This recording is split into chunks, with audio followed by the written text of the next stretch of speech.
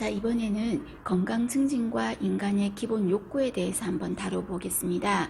자, 여러분, 우리가 건강 증진이라는 거는 건강을 더 나은 상태로 변화를 주려고 하는 거죠. 좋은 쪽으로 건강을 업시키고 싶은 거예요. 근데 건강을 업시키려면 가장 밑 단계가 가장 기초적인 단계는 만족이 되어 있어야 그 다음 건강을 업시킬 수가 있는 거죠. 그래서 건강 증진의 1차적으로는 기본 욕구를 충족을 시켜야 돼요. 그래서 매슬로우라는 학자가 인간의 기본 욕구에 대해서 언급을 했었습니다. 자, 매슬로우는 인간의 기본 욕구가 우리 인간의 마음에는 5가지 단계가 있다 그랬습니다. 5개의 계단이 있는데 그 계단을 바로 윗계단을 올라갈 수는 없다. 그래서 가장 밑에 있는 아래 단계를 거치고 그리고 점점 위로 올라가는 인간의 마음에는 피라미드 꼭지점을 향해서 달려가는 단계가 있다라고 매슬로우가 말했습니다. 그러면 가장 먼저 첫 번째 단계는 무슨 단계냐면요. 첫 번째가 생리적 욕구라고 하는 거죠. 자, 이 생리적 욕구는 여러분 그냥 쉽게 생각해서 생리적인 현상입니다. 그래서 우리가 아무리 공부를 많이 했고 뭐 어떤 인격이 어떻든 간에 가장 인간의 기초적인 먹고 자고 마시고 이런 부분이 먹고 자고 이런 부분이 이루어지지 않으면 어때요? 그 다음으로 생각이 안 나. 그래서 우리가 잠을 하나도 못 자고 그 다음 뭔가를 더 나은 걸로 할 수가 없듯이 이렇게 생리적 욕구라는 거는 가장 인간이 필요한 본능에 가까운 욕구, 그런 욕구를 생리적 욕구라고 합니다. 그러면 시험 문제에서는 어떻게 나올 거냐면요. 가장 아래 단계에 속하는 욕구가 무엇이냐 이렇게 안 나와요. 그렇게 나오는 게 아니라 매슬로우의 인간의 욕구 중에서 이러한 모습을 보인다 또는 이러한 얘는 무슨 욕구에 속하냐라고 물을 거거든요. 그럼 첫 번째 있는 본능에 가까운 이 생리적 욕구는요. 예를 들어 볼까요? 어떤 폐렴 환자가 호흡이 너무 힘들어요. 그럼 호흡이 힘들다는 말은 뭐가 부족하다는 거예요? 산소가 부족하다는 거죠. 그럼 산소가 부족한 이 환자한테 우리는 무엇을 줘야 이 사람의 욕구를 만족시킬 수 있어? 이 사람한테 격려하고 힘내세요가 아니라 정작 필요한 산소를 공급해야지만 그 욕구를 충족할 수 있지 않습니까? 그죠? 그래서 이런 식으로 폐렴 환자가 호흡이 힘들 때 산소가 필요할 때 산소를 막 줘야 되는 거, 이런 거를 생리적 욕구라고 표현하겠습니다. 되셨습니까? 자, 그러면 1차적인 아래 단계인 생리적 욕구를 해결했어요. 그러면 생리적 욕구를 해결하면 인간의 욕심이 여기서 멈추는 게 아니라 더 또 욕구가 올라가는 거야. 스물스물 또 뭔가 다른 욕구가 생기는 거예요. 그러면 생리적 욕구가 해결된 다음에는 무슨 욕구가 생기냐면요. 내가 혹시나 다칠까봐 또는 나한테 뭔가 문제가 생길까봐, 내 몸에 문제가 생길까봐 걱정하고 무서워하는 거, 그런 욕구를 안전의 욕구라고 하겠습니다. 자, 안전의 욕구는 예를 들어 볼까요? 자, 목발을 오늘 처음으로 짚은 환자예요. 오늘 목발을 처음으로 짚었어요. 근데 이 환자 보고 길게 가파른 계단을 내려가라고 합시다. 그러면 목발을 오늘 처음 짚었는데 가파른 계단을 내려가려고 하면 무서워요, 안 무서워요? 무섭죠. 다칠 것 같은 생각이 들겠죠. 내가 다칠 것 같은 거, 안전하지 못할 것 같은 거, 이런 욕구를 안전의 욕구라고 하는 겁니다.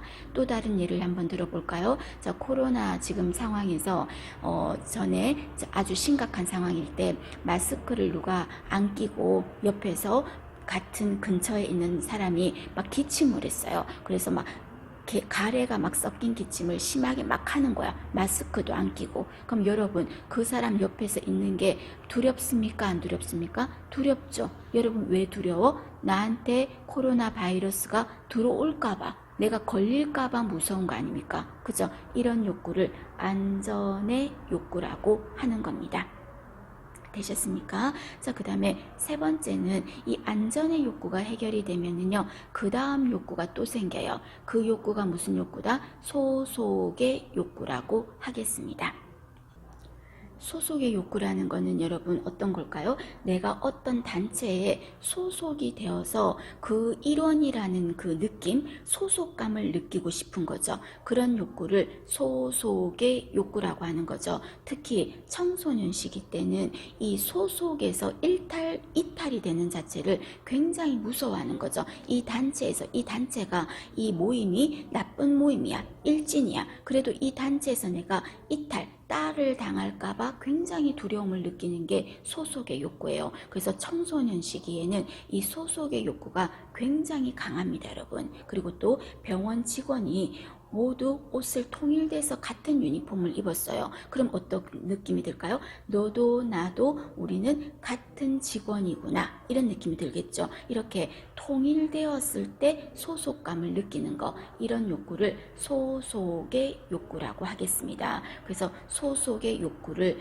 이제 세 번째 단계로 이루었어요. 자, 그러면 소속까지 되어서 만족을 느끼면 되는데, 조금 전에 말했다시피 인간의 욕구는 5단계로 끝없이 위로 올라가고 싶은 욕구가 있다 그랬죠. 그러면 네 번째는 어떤 욕구냐면, 내가 소속이 되어서 만족이 들기도 하지만 더 점점 이번에는 내가 이 단체 안에서 인정받고 싶은 거예요. 내가 이 단체에서 나의 존재를 인정받고 싶고 내 가치를 존중받고 싶은 거, 그런 욕구를 자아 존중의 욕구라고 하겠습니다. 그래서 이 자아 존중의 욕구는 나를 존중하는 거죠. 또는 다른 사람으로부터 내가 인정받고 싶은 거죠. 이런 욕구를 말하는데, 예를 들어서 자아 존중의 욕구는 어떤 여성이 자궁을 일찍 절제술을 했어요. 그럼 자궁 절제술을 하고도 그냥 씩씩하게 살 수 있지만, 어떤 사람에 따라서는 나는 더 이상 여성성을 잃어버렸기 때문에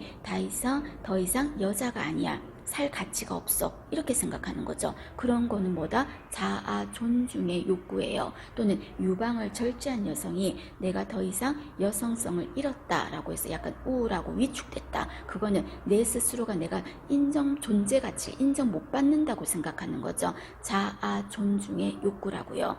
또는 예를 들어서 이런 거예요. 자, 코로나 사태로 가족과의 면회가 제한되어 있었어요. 그런데 가족과의 면회가 제한되어 있는데 내 가족이 밑에 1층에 있어요. 그래서 간호사분한테 정중하게 부탁했어요. 저기 잠깐만 내 가족은 밑에 있는데 내 밑에 가족 보호자를 좀 만나고 오겠다 했어요. 그랬더니 간호사가 어떻게 했다? 안 됩니다 라고 했어요. 결론은 안 된다고 했어요. 그럼 그 순간에 어떤 생각이 든다? 내 의견이 무시당한 거, 또는 내 의견이 묵살당했다는 생각이 들면서 갑자기 화가 나는 거죠. 내 의견이 거절당했으니까. 그럼 내 의견이 거절당해서 화가 났다는 말은 내가 인정받지 못했다, 내가 존중받지 못했다, 그런 생각이 든다는 거죠. 이런 욕구를 자아 존중의 욕구라고 하겠습니다.